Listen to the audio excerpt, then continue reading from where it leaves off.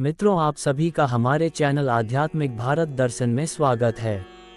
आज आपको गरुड़ पुराण के रहस्यों के बारे में बताएंगे, तो चैनल को सब्सक्राइब कर लें। गरुड़ पुराण वैष्णव संप्रदाय से संबंधित एक महापुराण है। ये सनातन धर्म में मृत्यु के बाद सद्गति प्रदान करने वाला माना जाता है। इसलिए सनातन हिंदू धर्म में मृत्यु के बाद गरुड़ पुराण के श्रवण का प्रावधान है। इस पुराण के अधिष्ठात्र देव भगवान विष्णु हैं। इसमें भक्ति, ज्ञान, वैराग्य, सदाचार, निष्काम कर्म की महिमा के साथ यज्ञ, दान, तप, तीर्थ आदि शुभ कर्मों में सर्वसाधारण को प्रवृत्त करने के लिए अनेक लौकिक और पारलौकिक फलों का वर्णन किया गया है।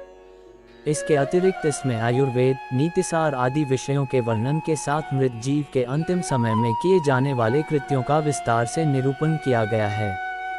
आत्मज्ञान का विवेचन भी इसका मुख्य विषय है। 18 पुराणों में गरुड़ महापुराण का अपना एक विशेष महत्व है। इसके अधिष्ठात्र देव भगवान विष्णु है, अतः ये वैष्णव पुराण है। गरुड़ पुराण में विष्णु भक्ति का विस्तार से वर्णन है। भगवान विष्णु के 24 अवतारों का वर्णन ठीक उसी प्रकार यहाँ प्राप्त होता है जिस प्रकार श्रीमद् भागवत में उपलब्ध होता है। आरंभ में मनु से सृष्टि की उत्पत्ति, ध्रुव चरित्र और 12 आदित्यों की कथा प्राप्त होती है।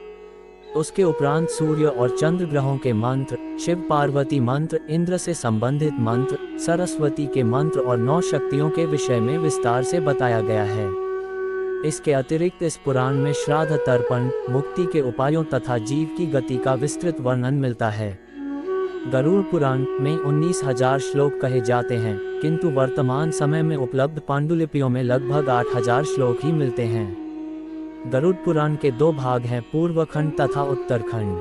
पूर्वखंड में 229 अध्याय हैं। कुछ पांडुलिपियों में 240 से 243 तक अध्याय मिलते हैं।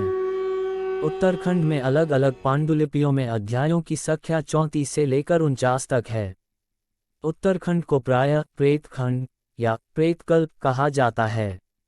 इस प्रकार गरुड़ पुराण का लगभग 90% सामग्री पूर्वखंड में है और केवल 10% सामग्री उत्तरखंड में। पूर्वखंड में विविध प्रकार के विषयों का समावेश है जो जीव और जीवन से संबंधित हैं।